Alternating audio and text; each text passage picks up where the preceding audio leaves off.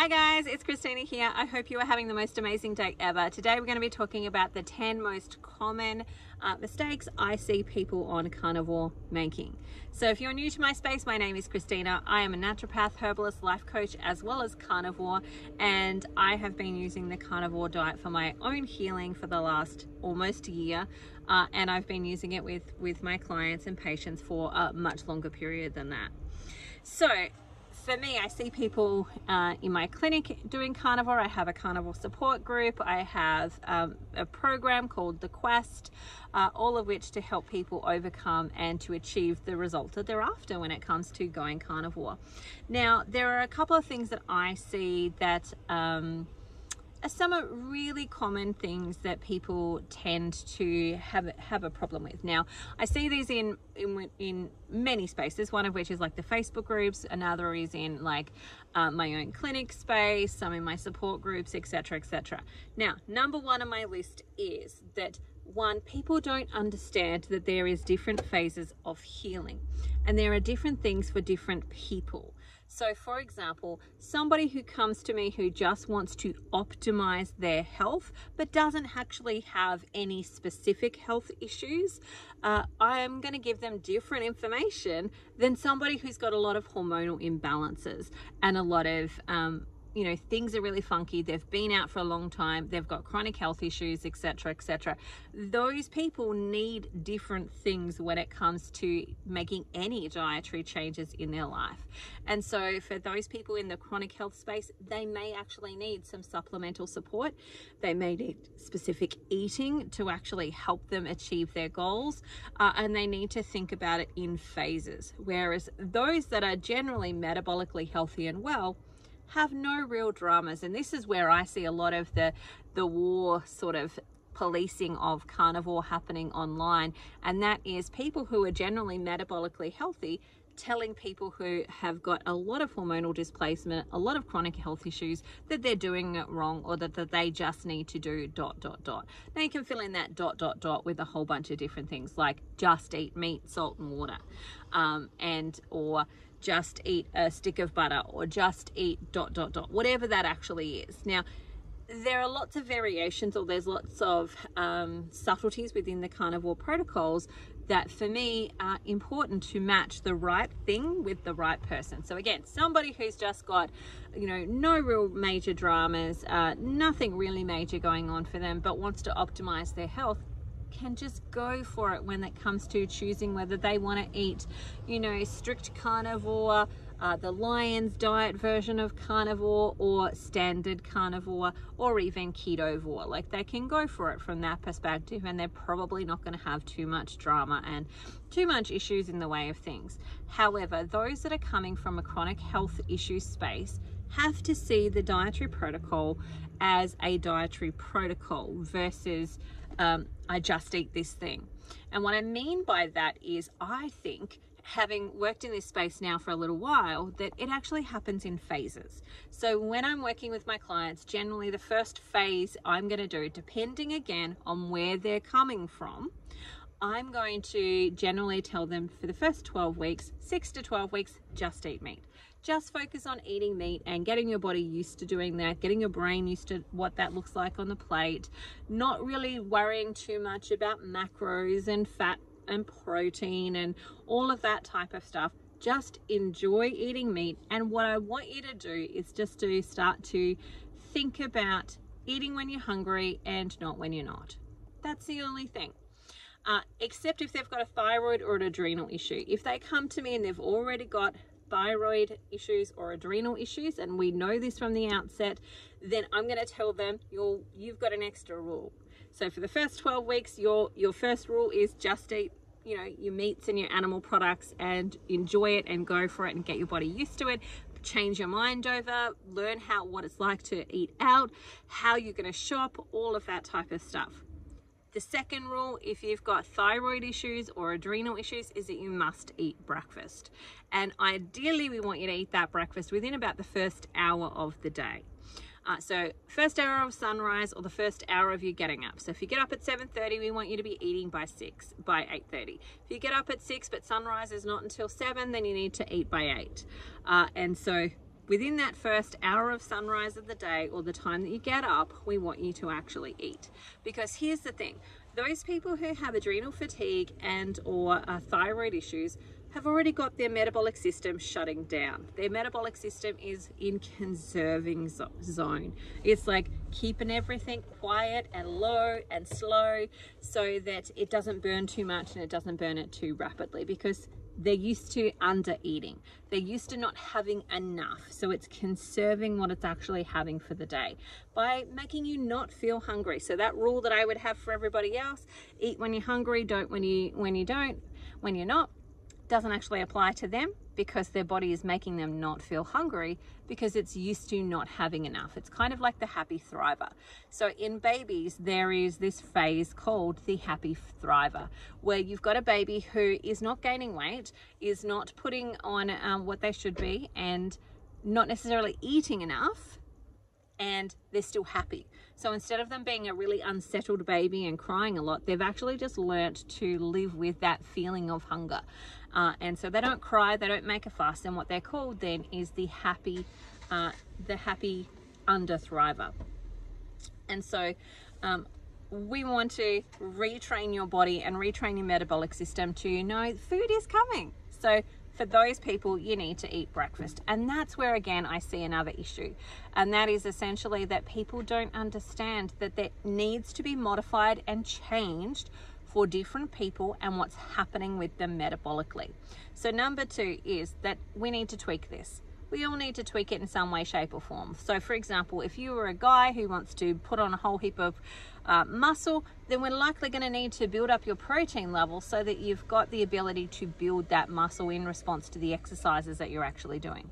However, if you're a female who has got thyroid issues, adrenal issues, period issues, all of those other types of hormonal issues like insulin resistance, glucose issues, then what we're likely to need to do is first feed those hormones. And so the first thing that we might need to do when we start the tweaking process is actually start to feed you with a lot of fat and get that fat up, because your hormones are made out of, or the cell membrane of those hormones is 90% fat and saturated fat. So if you've not been eating enough of that, then you can't make good healthy hormones. And so we want to give your body what it actually needs to actually do that process first. So we're going to focus most predominantly on some high fat, at least for a period of time. Then what we want to do, depending on what your goals are, is modify that and change that as your body moves through the healing phases. So for example, for those that are in my Quest program, where we're really trying to work on things like insulin resistance, help you burn the weight that you actually want to be burning or losing, one of the first things we do is a series of feeding fasts where we're actually eating, but we're mono eating. So we're eating only from like one type of food or 2 types of food. So for example, we might do a butter fast, or we might do a fat fast, or we might do a sardine fast, or we might do, a broth fast, etc., etc. An experiment to actually see what works for your body in helping it to switch into fat burning mode, which is ketosis. And in order to burn fat off of our body, we've got to be burning ketones as a fuel source. And if we're not burning ketones as a fuel source, we're not going to get the maximum benefit of eating this way when it comes to burning fat. But for some people, we have to do a few steps before we can do that, which is feed their adrenals, feed their thyroid, feed their hormones. And then we can start to work on that process of getting them into ketosis. So we might need to feed them with high fat diet at that point in time to help them start to switch over into ketosis. And then once they've got ketones happening every day on a regular basis without a beat, it's boring to look at their ketone testing because it's basically the same every day and they're always in ketosis. At that point, then we want to start to look at reducing their fat intake via their mouth and lift their protein. So we need to switch it and change it based on the goals that we actually have and what phase of healing we're actually in. If you've just had surgery, we're going to want to lift your protein versus your fat in that period of time. And that doesn't mean you eat less calories. It's like, this is how much we just shift the bar and how much protein and fat we're actually having within that range. And so number 2 is making sure that we're adjusting it for the appropriate person and timing and phasing in their life. So number 3 on my list is it takes 24 hours to make bile. And that bile is holding some of the toxins that our liver is trying to release. And in order to release those toxins, it needs a pathway or a mechanism to do that, and that is fat. So fat is the trigger for the bile in the gallbladder to be released. That bile comes from the liver. Some of that bile is going to be packaged up toxins that the liver wants to get rid of via the poo pathway. And so if you're not eating enough fat during the detoxing phase of this, you're not allowing that gallbladder to empty as much, and you're not allowing those toxins to leave your body as much. And so from my perspective in that, we've got to look at, are you making enough bile, which can take a little bit of time for that to happen when you're switching over to a carnivore diet. And so do we need to just slowly increase, or do we need to give you some added support because it's not made enough bile for a long period of time? Do we need to play around with a few things to help you from that bile detoxification pathway? And so some people need to aid bile, some people don't. Sometimes time is enough. If you don't have a gallbladder, you need to just very slowly, regularly build up that fat. And remember, it all needs to change based on the individual.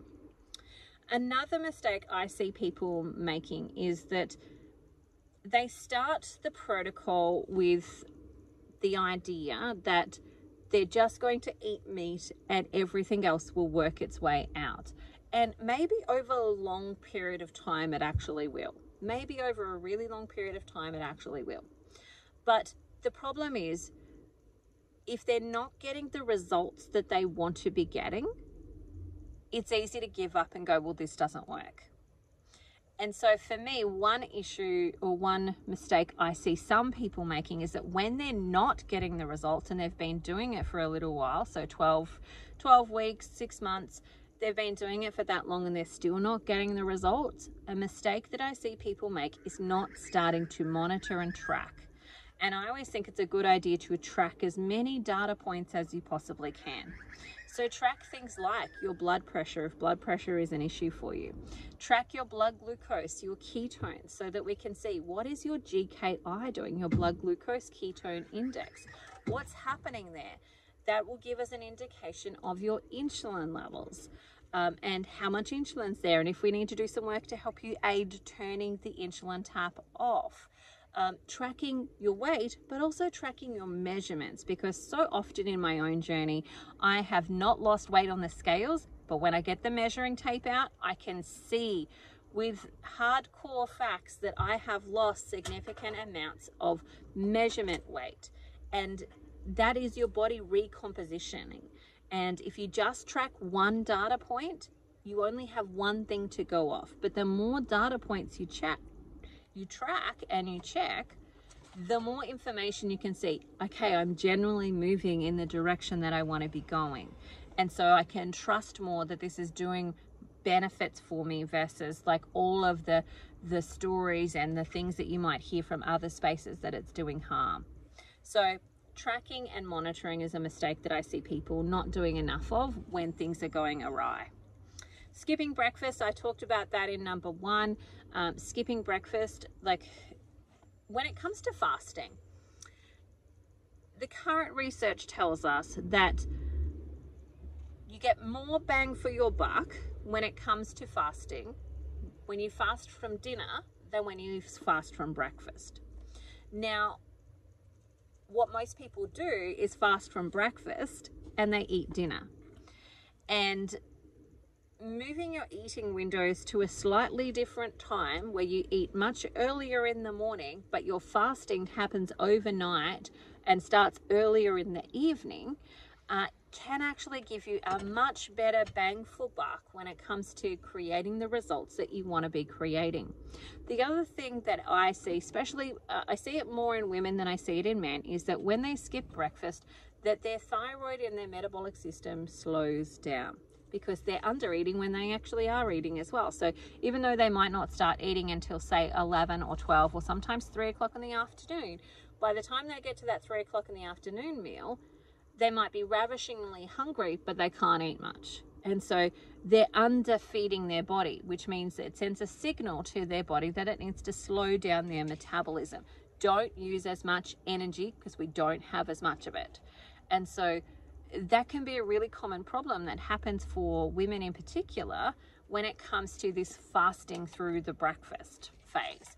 And so I would generally encourage people, start eating breakfast.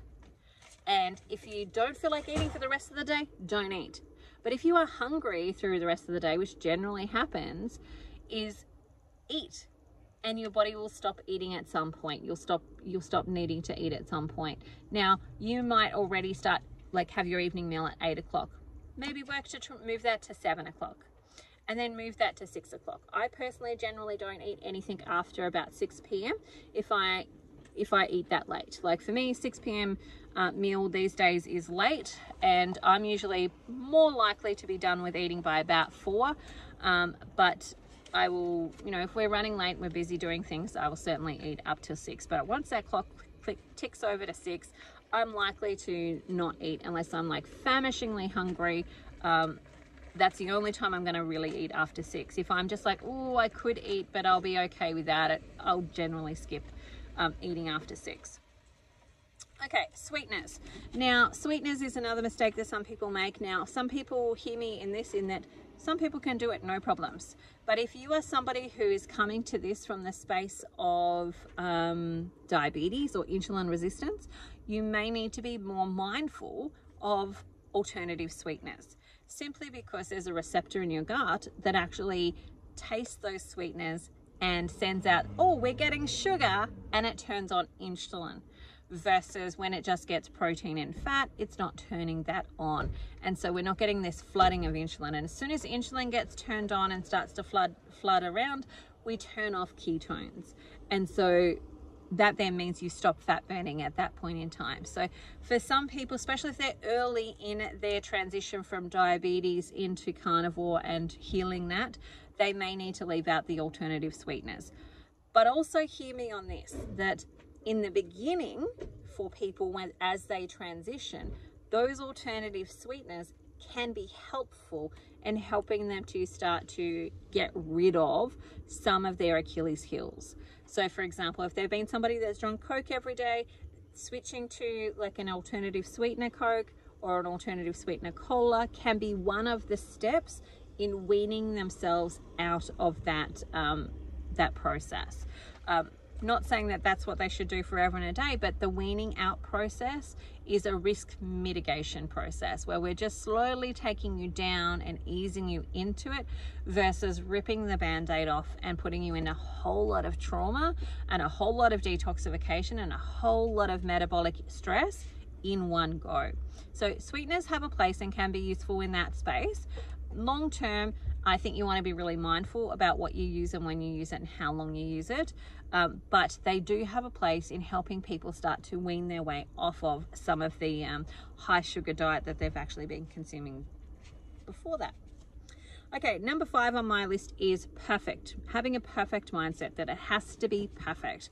Now, I'm coming up to my first year of carnivore, and I have been looking at what other people have been doing in regards to putting it out there in their videos and so on, you know, that they've been carnivore. And some of them have said only ate meat for a year. And I'm like, see, I know that you didn't, in the sense that I know you ate eggs. I know that you ate cheese. Like, I know that you drank coffee. So you didn't really just eat meat for the whole year. What you did do, though, was generally a standard carnivore diet. And so I have been looking at that going, what am I going to do? When I get to that phase of putting that video out of my first birthday, what am I going to do? And I've decided that what I'm probably going to do is my first year of the imperfect carnivore, because it has not been perfect. I have not been perfect for 365 days. Christmas Day, I had pavlova. It was probably, I think, my first break where I had something that wasn't carnivore. So I had pavlova. Actually, I tell a lie, because on my daughter's 18th birthday, I had a little slice of her cake. So November, I had a slice of cake. In December, I had some pavlova for Christmas Day. Then my birthday, nope, that was a good day. I had a big tomahawk steak with like prawns and all sorts of other seafood that I really love. But there's been a couple of things, like my brother got married. I had wedding cake on his wedding. And so it has not been perfect. And I certainly didn't eat only meat. I have been eating cheese and sour cream and like seafood and, you know, all sorts of different things that are in that standard carnivore wheelhouse. I've eaten herbs and spices, which for some people they would be against because it's not strict carnivore. The carnivore police would hate that. So I want to say, having the mindset that you have to be perfect, because no one is perfect. Life is not perfect. I've traveled in this, well, this is a new van, but I've traveled in a van with my children in tents for the last 10 months of our lives. So when we rock up to a town, what is available to us there is what is available to us there. It's not always perfect. It's not always the grass-fed, blah, blah, blah, you know, panda massage meat, etc., etc. It's not that. So I want to say, let go of the perfect mindset, because for me, the other element of carnivore is that space of understanding that those moments when we're not perfect, when something happens, they're actually growth opportunities.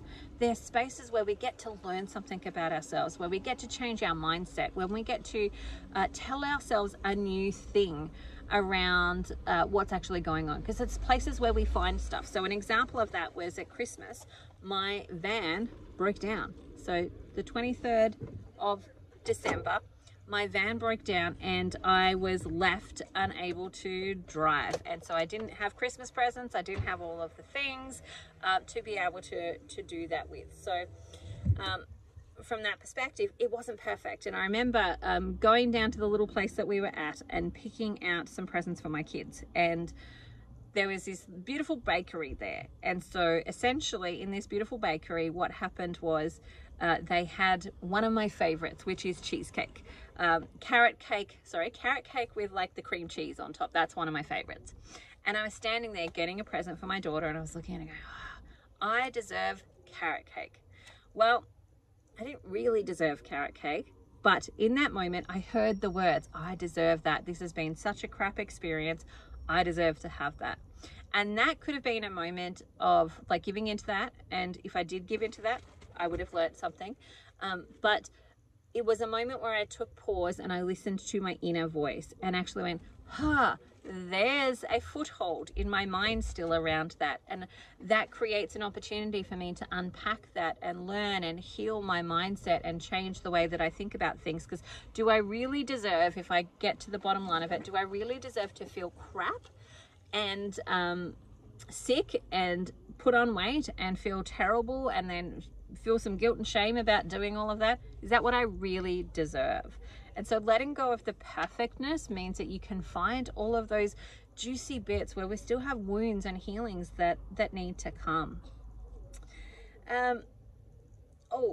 Another one on my list is believing that carnivore is too restrictive. Now, this is a conversation that I've had with a number of people in regards to this, because for me, I think we want to look at all of the restrictions. Like if you can't walk, if you have to be medicated to live, if you have abilities with issues when it comes to energy and all of that type of stuff, that's restrictive. Your life right now is restrictive. And carnivore is only restrictive as much as you make it. Like if you think outside of the box, like, and I don't do any of these things because I don't need them. But I know I have got some clients who are making some fabulous stuff, that are making pastas with eggs, that are making breads with egg whites, that are making lasagnas with like meat slices and all sorts of incredible stuff. It's only as restrictive as you make it. And the restriction is in your mindset, because I would much rather have a plate of food that is nourishing me, filling me up, keeping me energized and doing all the things that I want it to do, versus not being able to look after my family, being stuck in a hospital, being on medication, all of that stuff. So switching that mindset of like carnivore is too restrictive. And that's often where I see people starting to fall off the wagon, is that they're like, this is too restrictive. It's really just about giving yourself the time and energy to start to change your mindset about how to do these things. Like you can go out to dinner on carnivore. You just maybe order differently. Or, you know, for example, some places I've been, I didn't really care that they put vegetables on my plate. I didn't eat the vegetables, I just left those. Other places I've just ordered meat. And it depends on, you know, how I'm feeling and what I want to do at that moment in time. Whether I wanted to say, can I just have this? Or actually just order from their menu, the steak and the salad, and leave the salad. It's completely up to you. But what you want to do is shift the mindset of like remembering that people don't come to go out with dinner for you just for the food. If they wanted to do that, they could order Uber Eats. They could do it. They didn't need to come out to a restaurant with you to do that. They came out to a restaurant with you because they wanted to connect with you. So make the meal all about connection rather than the actual food you eat. Set yourself a little mission that I'm going to make these people feel so special about themselves. I'm going to ask them lots of juicy questions. I'm going to get really curious about how they are and what's happening for them, and make it about connection versus just the food. Okay, number 9 on my list is calorie counting and portion control. So I feel like when it comes to carnivore, that may be something that you might need to do long term, like on a, you know, you've done this for 12 months, you've done it for 2 years, and now you need to tweak that by changing up the amount of food you're eating, when you're eating it, and so on. That's not the top priority when it comes to carnivore for me. The top priority is filling up your nutritional cup, and that is just do away with the calorie counting and so on. It might be interesting every so often to just look and see what are you having and how much ratios of things that you're actually having. But to start with, don't let that actually be your focus, because this is a whole new game than what you've been led to believe through the diet industry. Number 10 on my list is having unrealistic goals. And of course, we all want to go, right, today I'm eating meat and tomorrow I've lost 30 kilos, right? We all want that. Wouldn't that be fabulous? But it's not always actually the case. So you've got to come at it with realistic goals, especially if you've got long-term chronic health issues. It's going to take time for you to balance out the hormones and balance out the biochemistry of your body in order for it to do those things. And so you've got to allow it to do that, and you've got to understand that it's got more going on under the surface than you're actually privy to.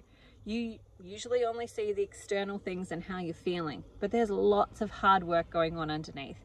And so time, giving it time, having some realistic goals can be really beneficial. I don't say have no goals, have realistic goals, because we do want to be working towards achieving those things. And that's where somebody like me comes in to help you actually work more directly on being able to achieve those things. So there are my essentially 10 mistakes that I see carnivores making.